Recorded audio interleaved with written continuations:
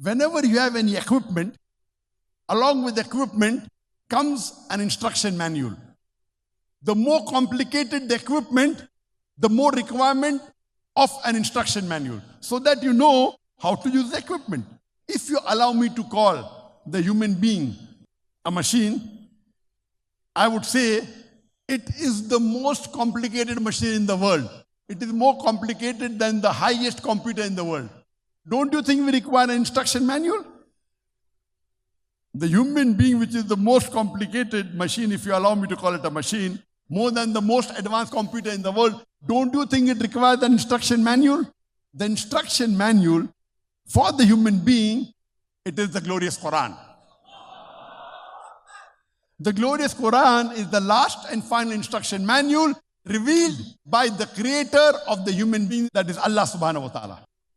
Allah says in the glorious Quran, in Surah Mulk, chapter number 67, verse number 2, Alladhi khalaqal mauta wal hayata. It is Allah who has created death and life to test which of you is good in deeds. As I told you earlier, that Allah is testing us. For Allah, it's very easy.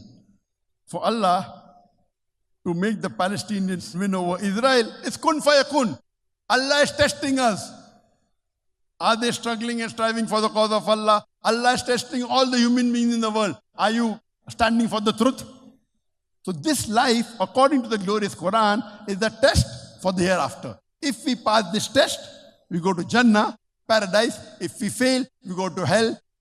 We go to Jahannam. Allah says in the Quran, in Surah Dariyat, chapter number 51, verse number 56, وَمَا خَلَقْتُ الْجِنَّ وَالْإِنسَ إِلَّا لِيَعْبُدُونَ. That I've created the jinn and the human beings not but to worship me. What is the purpose of our life? Why are we here? Have we ever thought, what are we doing here? Allah gives the answer in Surah Dariyat, chapter 51, verse 56. وَمَا خَلَقْتُ الْجِنَّ وَالْإِنسَ إِلَّا لِيَعْبُدُونَ. That Allah has created the jinn and the men not but to worship Him. So we are in this world for a test for the hereafter. Our role, our purpose is to worship Allah subhanahu wa ta'ala. And I've given a talk, and you should see this lecture of mine. What is the purpose of our life? When we obey the commandments of Allah subhanahu wa ta'ala, we are doing ibadah. We are worshipping Him. If we follow His commandments, we are worshipping Him. If we stay away from things He has prohibited, we are worshipping Him. Ibadah means following Allah subhanahu wa ta'ala. First, we have to understand the concept of Allah subhanahu wa ta'ala.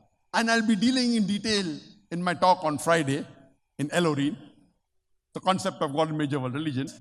But the best reply that any Muslim can give you regarding the definition of Allah subhanahu wa ta'ala is Surah Ikhlas, chapter number 112, verse number 1 to 4, where Allah says, قُلْ هُوَ اللَّهُ أَحَدٌ.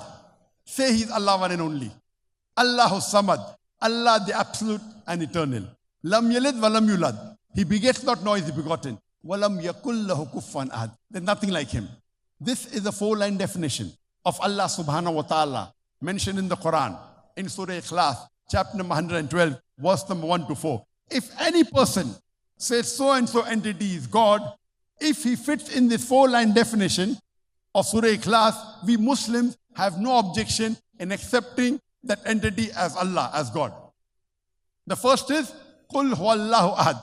Say He's Allah one and only. Number 2, Allahu Samad. Allah, the absolute and eternal.